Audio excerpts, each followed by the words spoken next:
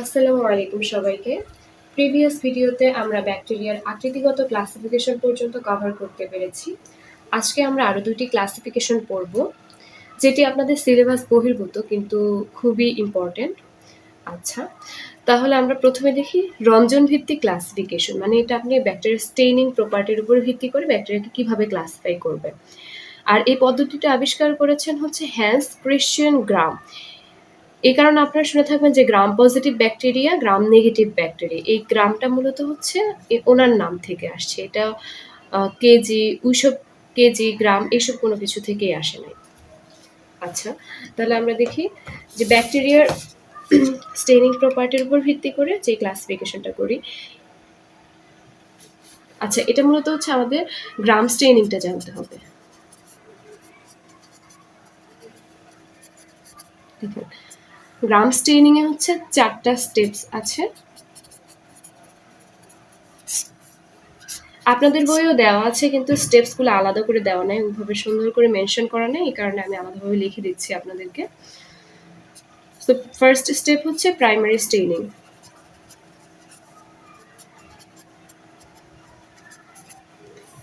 Second step হচ্ছে মর্ডেন্টিং।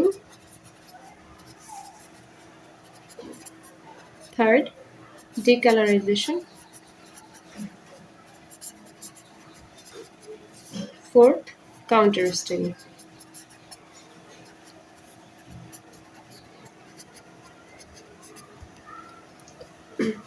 আচ্ছা দেখেন, একটা ব্যাকটেরিয়ার স্মেয়ার আমরা হচ্ছে স্লাইডে নেওয়ার পরে এটা হচ্ছে আমরা প্রাইমারি একটা স্টেইনিং দিব, প্রাইমারি একটা স্টেইন ইউজ করব, সেটার নাম হচ্ছে ক্রিস্টাল ভায়োলেট।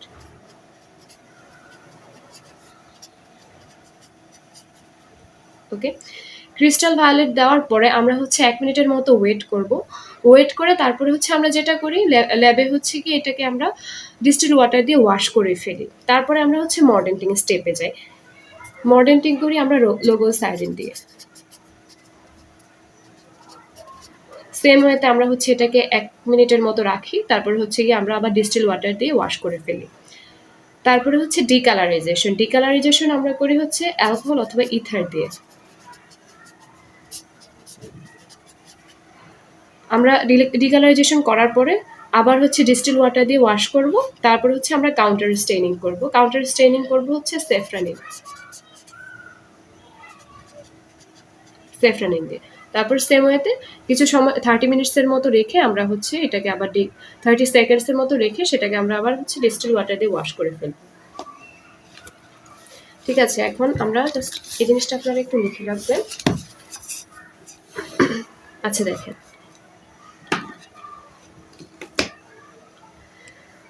স্লাইডে ব্যাকটেরিয়ার স্মেয়ার নিয়ে তাতে ক্রিস্টাল ভায়োলেট রং দিতে হবে, এটাই মূলত হচ্ছে প্রাইমারি স্টেইনিং। তারপরে হচ্ছে এরপর আয়োডিন দিতে হবে, আয়োডিন বা লোগোল সাইডিন, এটা দিয়ে হচ্ছে আপনার ফিক্সড করতে হবে। মানে হচ্ছে আপনি যে রংটা দিলেন এটা হচ্ছে কিছু সময় থাকার পর এটা হচ্ছে সেলের ভিতরে এন্টার করবে, মানে হচ্ছে ব্যাকটেরিয়া সেলের ভিতরে যাবে, যাওয়ার পরে মানে তার যে পেপটাইডোগ্লাইকেন লেয়ারটা আছে সেটা ভেদ করে সেলের ভিতরে যাবে। যাওয়ার পরে আপনার হচ্ছে গিয়ে লোগোস আয়োডিন দিতে হবে, মানে এটা দিয়ে আপনি রংটাকে ফিক্সড করে রাখবেন। ঠিক আছে, ফিক্সড করার পর এটা হচ্ছে আপনি কি করবেন, অ্যালকোহল দিয়ে ধুবেন, মানে হচ্ছে কি ডিকালারাইজেশন করবেন। ডিকালারাইজেশন করার পরে তারপর হচ্ছে আপনি স্যাফরানিন ইউজ করবেন। আর যে ডিকালারাইজেশন স্টেপসটা বলেছিলাম আমরা, এখানে হচ্ছে কি আপনার মিনিটটা মানে আপনার সময়টা হবে যে আনটিল ডিকালারাইজেশন, মানে যতক্ষণ না পর্যন্ত আপনি স্লাইডটাকে দেখবেন যে পুরোপুরি ডিকালারাইজড হয়ে গেছে, মানে যে রংটা ইউজ করছেন ওইটা আর নাই, তারপরে হচ্ছে আপনি বুঝতে পারবেন যে এই জিনিসটা ডিকালারাইজড হয়ে গেছে। ওকে, তারপর সেফরানিন হচ্ছে কি আপনি কাউন্টার স্টেইনিং করবেন, মানে পুনরায় আরেকটা রং ইউজ করলেন। আচ্ছা, এখন দেখেন যেসব ব্যাকটেরিয়া এই প্রাইমারি মানে এই গ্রাম স্টেইনিং, এই প্রসেসটাকে বলা হয় গ্রাম স্টেইনিং। গ্রাম স্টেইনিং করার পর হচ্ছে যে ব্যাকটেরিয়া ভায়োলেট রং ধরে রাখবে তারা হচ্ছে গ্রাম পজিটিভ ব্যাকটেরিয়া।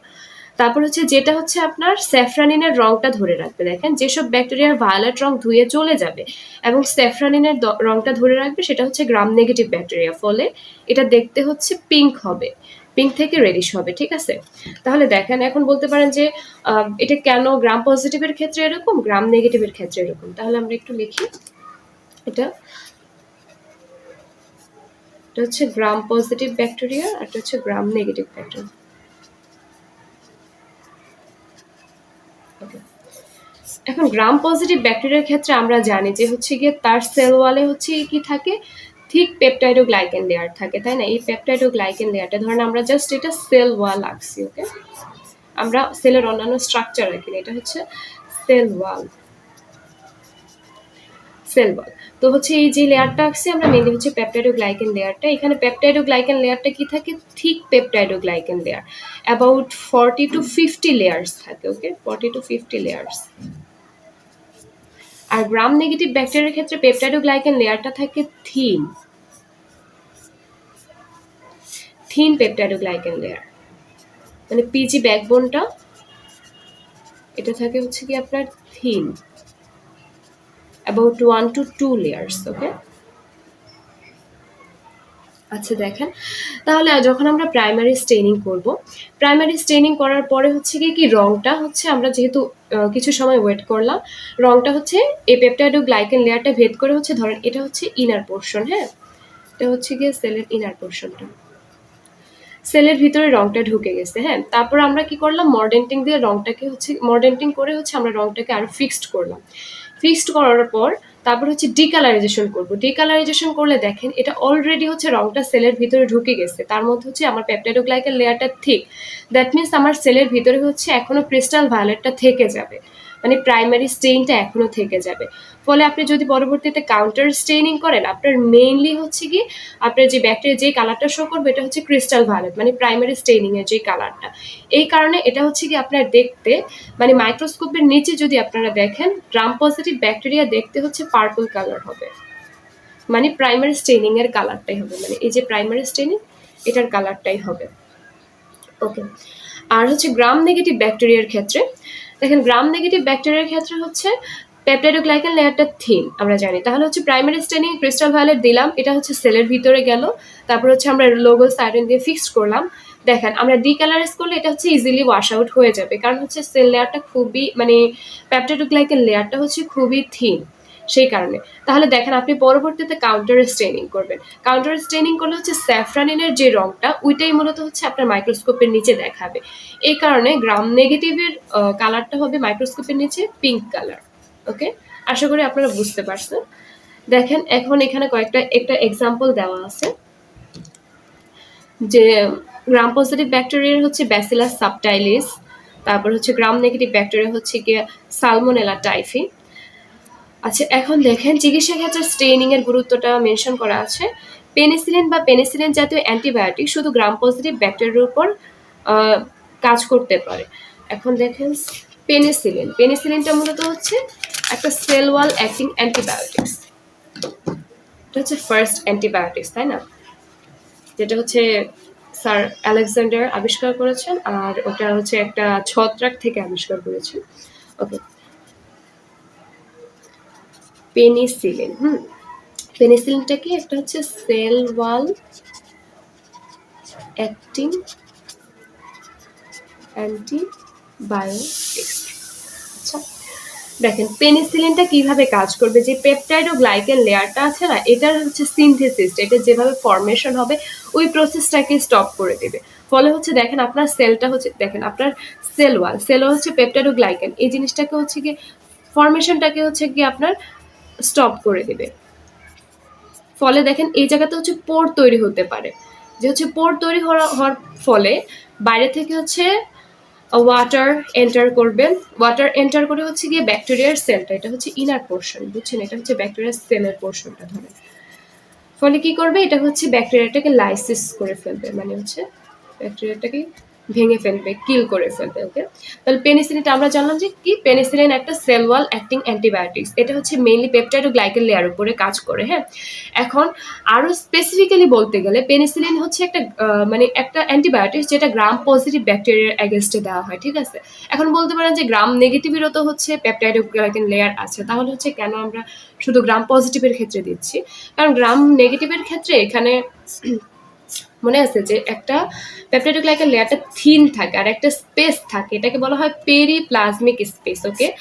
গ্রাম নেগেটিভ ব্যাকটেরিয়ার ক্ষেত্রে একটা স্পেস থাকে, সেটার নাম হচ্ছে পেরিপ্লাজমিক স্পেস, এখানে থাকে পেরিপ্লাজমিক স্পেস, পেরিপ্লাজমিক স্পেস কেন বলা হয় দেখেন, মানে প্লাজমা মেমব্রেন, তাই না? প্লাজমা ধরেন এই সেল ওয়ালের পরে হচ্ছে কি এই পোর্শনটা সেল ওয়ালের পরের পোর্শন হবে সেল মেমব্রেন। সেল মেমব্রেনের আরেকটা নাম কি? প্লাজমা মেমব্রেন, তাই না? তাহলে প্লাজমা মেমব্রেনের উপরের দিকে থাকে, মানে হচ্ছে কি বাইরের দিকে থাকে, সেটাকে হচ্ছে আমরা কি বলি? পেরি বলি, তাই না? ভিতরে থাকলে হচ্ছে গিয়ে আমরা এন্ডো বলি, আর হচ্ছে গিয়ে মাঝখানে থাকলে হচ্ছে গিয়ে মেজো বা মায়ো বলি, ঠিক আছে? তাহলে পেরিপ্লাজমিক স্পেস, এখানে হচ্ছে কি একটা এনজাইম থাকে যেটা হচ্ছে কি আমার এই অ্যান্টিবায়োটিক্সটাকে হচ্ছে ভেঙে ফেলতে পারে, ঠিক আছে? এই অ্যান্টিবায়োটিক্সটাকে ভেঙে ফেলতে পারে, ফলে হচ্ছে অ্যান্টিবায়োটিক্সটা আর কাজ করবে না। অ্যান্টিবায়োটিক্স ভেঙে ফেলা মানে হচ্ছে এটা রাসায়নিক একটা স্ট্রাকচার থাকে, এটা হচ্ছে বিটাল একটা রিং থাকে, ওটাকে হচ্ছে ভেঙে ফেলে। এটা এত ডিটেলসে আপনাদের জানতে হবে না, জাস্ট একটু মনে রাখেন যে পেনিসিলিন সেটা হচ্ছে আমার গ্রাম পজিটিভ ব্যাকটেরিয়ার উপর হচ্ছে কাজ করে ভালো, গ্রাম নেগেটিভের অ্যাগেন্স্টে আমরা দেই না, ঠিক আছে? তাহলে আমরা জানলাম যে হচ্ছে ব্যাকটেরিয়ার সেল ওয়াল। এখন ব্যাকটেরিয়া আরো কিছু এসেনশিয়াল স্ট্রাকচার থাকে, আমরা মূলত অ্যান্টিবায়োটিক্স দেওয়ার ক্ষেত্রে ব্যাকটেরিয়ার এসেনশিয়াল স্ট্রাকচারগুলোকে ফোকাস করি, ওকে? সো আমরা হচ্ছে সেল ওয়ালটাকে ফোকাস করলাম, ডান আমাদের সেল ওয়ালের পরে কি থাকে? সেল মেমব্রেন, ওকে? সেল মেমব্রেন, তাহলে হচ্ছে যেটা সেল মেমব্রেনের উপর কাজ করবে সেটা হচ্ছে cell membrane acting antibiotics.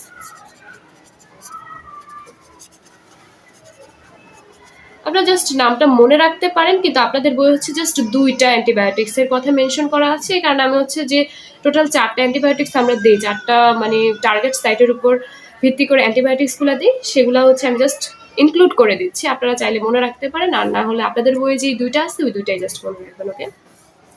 Cell membrane acting antibiotics হচ্ছে পলিমিক্সিন, ওকে?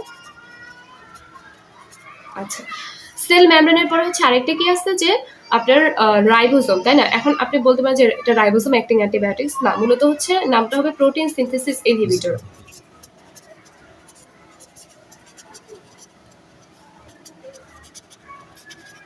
এখন প্রোটিন সিনথেসিস ইনহিবিটর কেন, ওয়াই, তাই না? আপনি সায়েন্সের স্টুডেন্ট, আপনার সবকিছুতে হচ্ছে গিয়ে কেন কিভাবে এই জিনিসটা জানতে হবে। সো হচ্ছে প্রোটিন সিনথেসিস কজ আমরা জানি যে রাইবোসোমে কি হয়? প্রোটিন সিনথেসিস হয়, তাই না? রাইবোসোমে প্রোটিন সিনথেসিস হয়। এখন অ্যান্টিবায়োটিক্সটা যদি আপনার রাইবোসোমের উপর কাজ করে, দ্যাট মিনস আপনার প্রোটিন সিনথেসিসটা ইনহিবিট হয়ে যাবে, ঠিক আছে? এই কারণে এই জিনিসটাকে আমরা প্রোটিন সিনথেসিস ইনহিবিটরস বলি। তাহলে এটার একটা এক্সাম্পল হচ্ছে টেট্রাসাইক্লিন, এটা হচ্ছে স্ট্রেপ্টোমাইসিন।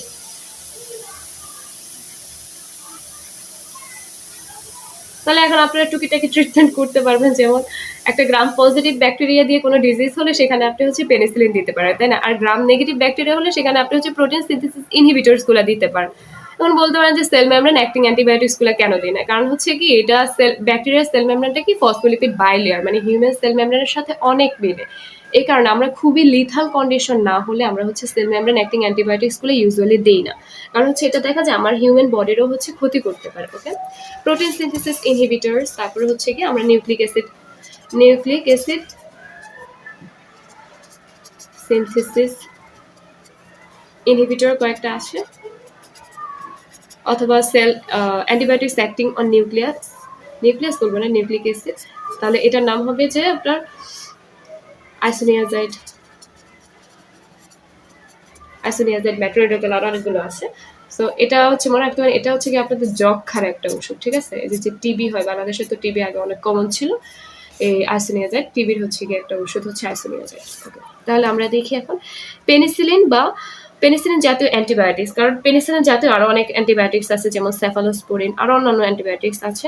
এগুলো শুধু গ্রাম পজিটিভ ব্যাকটেরিয়ার কোষ প্রাচীরের পেপটাইডোগ্লাইকেন উৎপাদন বন্ধ করে দেয়, ফলে সৃষ্ট কোষটি টিকতে পারে না, কারণ কি সেল লাইসিস হয়ে যায়, ভিতরে হচ্ছে আমার ওয়াটার এন্টার করে। আর এটা হচ্ছে আবার tetracycline streptomycin gram negative bacteria protein সংশ্লেষণ বন্ধ করে দেয়, ফলে সৃষ্ট কোষ টিকতে পারে না। এভাবেই হচ্ছে রোগী আরোগ্য হয়, মানে কিভাবে আপনি ট্রিটমেন্টটা দিবেন, ওকে? এখানে কয়েকটা গ্রাম পজিটিভ ব্যাকটেরিয়া এবং গ্রাম নেগেটিভ ব্যাকটেরিয়ার কথা মেনশন করা আছে, যেমন আপনারা ইম্পর্টেন্ট গুলো মনে রাখতে পারেন। গ্রাম পজিটিভ ব্যাকটেরিয়ার মধ্যে ইম্পর্টেন্স হচ্ছে ক্লস্ট্রিডিয়াম। আমরা পড়েছি ক্লস্ট্রিডিয়ামটা কি একটা অব্লিগেট অ্যানারোব, তাই না? অব্লিগেট অ্যানারোব, সে বাধ্যতামূলক অবায়বীয়, সে মানে অক্সিজেন থাকলে বাঁচতে পারবে না। তারপরে হচ্ছে ক্লস্ট্রিডিয়ামটা হচ্ছে কি তৈরি করে? স্পোর তৈরি করে, যে স্পোরটা একটা এন্ডোস্পোর। আশা করি আপনারা বিষয়গুলো রিকল করতে পারবেন, কারণ হচ্ছে এটা আমি প্রিভিয়াস লেকচারেই বলেছি। Clostridium, streptococcus, staphylococcus. ওকে, এইগুলো মনে রাখেন। আর হচ্ছে আপনার গ্রাম নেগেটিভ ব্যাকটেরিয়ার ক্ষেত্রে হচ্ছে cyanobacteria, enterobacteria, salmonella, shigella, vibrio cholera. Okay, আচ্ছা, দেন হচ্ছে আরেকটা ক্লাসিফিকেশন, এটা হচ্ছে ফ্লাজেলা ভিত্তিক ক্লাসিফিকেশন। ফ্লাজেলা হচ্ছে গিয়ে ব্যাকটেরিয়ার একটা বাইরের দিকের স্ট্রাকচার, যেটা হচ্ছে আপনার ধরেন আমি পুরো স্ট্রাকচারটা না আঁকি।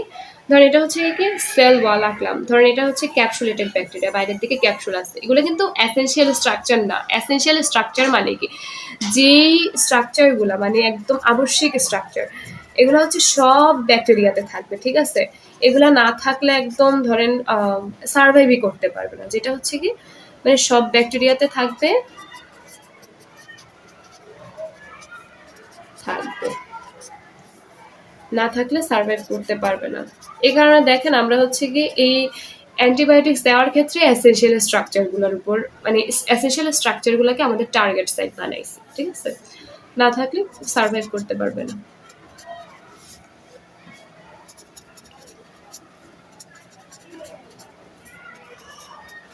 আচ্ছা, আর যে ক্যাপসুলটা এটা হচ্ছে একটা নন এসেনশিয়াল স্ট্রাকচার, বাট সেল ওয়ালটা হচ্ছে একটা এসেনশিয়াল স্ট্রাকচার। সেল ওয়াল আর এটা ধরলাম কি, এটা হচ্ছে ক্যাপসুল। ওকে, তো এটা হচ্ছে বাইরের দিকে হচ্ছে কিছু স্ট্রাকচার এরকম এরকম স্ট্রাকচার থাকে, এগুলোকে বলা হয় আমার ফ্লাজেলা। ফ্লাজেলার উপর ভিত্তি করে ব্যাকটেরিয়াকে হচ্ছে টোটাল 6 ভাগে ভাগ করা যায়। একটা হচ্ছে অ্যাট্রিকাস। অ্যাট্রিকাস মানে কি, এ মানে কি অ্যাবসেন্ট, তাই না। এ নিউক্লিয়েটেড মানে কি নিউক্লিয়াস নাই, তাই না। অ্যাট্রিকাস, আচ্ছা, অ্যাট্রিকাস এ মানে হচ্ছে অ্যাবসেন্ট। ট্রিকাস দিয়ে আপনারা মনে রাখবেন হচ্ছে ফ্লাজেলা। ওকে, তো অ্যাট্রিকাসের এক্সাম্পল হচ্ছে গিয়ে কর্নিব্যাকটেরিয়াম ডিপথেরি। তাহলে কি, যে কোষের ফ্লাজেলা থাকে না সেটাকে হচ্ছে কি আমরা বলবো অ্যাট্রিকাস। অ্যাট্রিকাসের এক্সাম্পল, একটা এক্সাম্পল দেখি, কর্নিব্যাকটেরিয়াম ডিপথেরি, ঠিক আছে, এটা ডিপথেরিয়া পড়বেন, ডিপথেরি। তাহলে আমরা একটু এটার সাথে সাথে একটু রোগগুলাও জানি, কারণ হচ্ছে আপনাদের পরবর্তীতে আছে যে ব্যাকটেরিয়ার কিছু ইম্পর্টেন্স, উপকারিতা, অপকারিতা এখানে আপনার আছে। ইম্পর্টেন্স বলে তো হচ্ছে মানে আপনার উপকারিতা ও অপকারিতা সবই মেনশন করতে হবে। ওইখানে আছে যে হচ্ছে কি কর্নিব্যাকটেরিয়াম ডিপথেরি, কয়েকটা ব্যাকটেরিয়া আছে, কয়েকটা ডিজিজ আছে। তাহলে আপনি এখন থেকে জেনে রাখেন যে কর্নিব্যাকটেরিয়াম ডিপথেরি দিয়ে হচ্ছে কি আমার কি হয়, ডিপথেরিয়া হয়। কারণ হচ্ছে আমাদের বাংলাদেশে একটা মিথ প্রচলিত যে বিড়ালের পশম দিয়ে হচ্ছে গিয়ে ডিপথেরিয়া হয়, কিন্তু না, মূলত হচ্ছে কজেটিভ এজেন্টটা হচ্ছে কর্নিব্যাকটেরিয়াম ডিপথেরিয়া, একটা ব্যাকটেরিয়া, ঠিক আছে। যে ব্যাকটেরিয়াটা এখন আপনারা জানেন যে এটা একটা অ্যাট্রিকাস ব্যাকটেরিয়া। আচ্ছা, দেন হচ্ছে মনোট্রিকাস। মনোট্রিকাস মনো মানে এক, মনোট্রিকাস হচ্ছে গিয়ে যার একটা প্রান্তে হচ্ছে গিয়ে আপনার ফ্লাজেলা থাকবে। যেমন আমি মনোট্রিকাসটা আঁকি, ধরেন এটা আঁকলাম একটা প্রান্তে, প্রান্তে যেহেতু এই কারণে হচ্ছে গিয়ে কি থাকবে একটা, এটাকে আমরা বলতে পারি পোলার ফ্লাজেলা। তাহলে মনোট্রিকাস মানে কি সিঙ্গেল পোলার ফ্লাজেলা।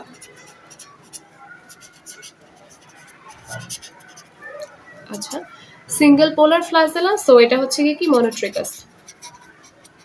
মনোট্রিকাসের এক্সাম্পলটা ইম্পর্টেন্ট, এটা হচ্ছে কি Vibrio cholera, sorry Vibrio colliery, Vibrio colliery.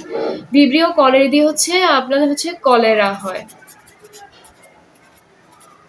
আপনারা আরেকটা ইনফরমেশন আই গেস নিজে থেকে বলতে পারবেন, সেটা হচ্ছে কি ভিব্রিও, এটা হচ্ছে কি টাইপের একটা ভিব্রিও কলেরি, এটা কি টাইপের ব্যাকটেরিয়া যদি হচ্ছে শেপের উপর ডিপেন্ড করে এটাকে ক্লাসিফাই করি, তাহলে হচ্ছে এটা একটা কমা শেপড ব্যাকটেরিয়া, ঠিক আছে। আপনি আশা করি রিকল করতে পারতেছেন যে একটা ছিল আপনার কক্কাই, আরেকটা হচ্ছে ব্যাসিলাই, আরেকটা হচ্ছে স্পাইরিলিয়াম, আরেকটা হচ্ছে আপনার এই কমা শেপ। ওকে, দেন হচ্ছে মনোট্রিকাস ডান। আমরা হচ্ছে অ্যামফিট্রিকাসটা দেখি। অ্যামফিট্রিকাস মানে হচ্ছে দুই প্রান্তে হচ্ছে কি একটি করে ফ্লাজেলা থাকবে, মানে এরকম না যে অনেকগুলো থাকবে, ঠিক আছে। অ্যামফি মানে কি বোথ, তাই না। যে আগে তো পড়ছেন মনে হয় ক্লাস 9-10-এই পড়ছেন যে হচ্ছে ব্যাংকে হচ্ছে অ্যাম্ফিবিয়ান বলা হয় কেন, মানে সে দুই নৌকা পা দিয়ে চলতে পারে এরকম টাইপের। মানে হচ্ছে সে বোথ জল এবং স্থল সেখানে দুই জায়গাতে সার্ভাইভ করতে পারে। আচ্ছা, তাহলে দেখেন অ্যাম্ফিট্রিকাস মানে হচ্ছে দুই প্রান্তেই হচ্ছে ফ্লাজেলা থাকবে। এটার এক্সাম্পল হচ্ছে স্পাইরেলিয়াম মাইনাস, এটা হচ্ছে অ্যাম্ফিট্রিকাস। আমি অন্যান্য স্ট্রাকচারগুলো আঁকছি না, আমি জাস্ট হচ্ছে সেল ওয়াল থেকে হচ্ছে গিয়ে ফ্লাজেলাগুলো দেখিয়ে দিচ্ছি। হ্যাঁ, অ্যাম্ফিট্রিকাস। তারপর হচ্ছে সেফালোট্রিকাস মানে হচ্ছে এক প্রান্তে একগুচ্ছ ফ্লাজেলা থাকবে, এটার এক্সাম্পল হচ্ছে সিউডোমোনাস। এটাকে আবার পি সিউডোমোনাস করবেন না, এটা হচ্ছে শুধু সিউডোমোনাস, ঠিক আছে। এটা হচ্ছে লফোট্রিকাস। লফোট্রিকাস মানে হচ্ছে দুই প্রান্তে গুচ্ছ ফ্লাজেলা থাকবে। দেখেন অ্যাম্ফিট্রিকাস আর লফোট্রিকাসের মধ্যে ডিফারেন্টটা কোন জায়গায়?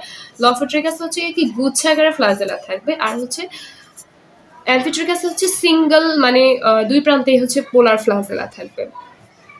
তাহলে এটা হচ্ছে কি লফোট্রিকাস। লফোট্রিকাসের এক্সাম্পল হচ্ছে আপনার স্পাইরিলিয়াম।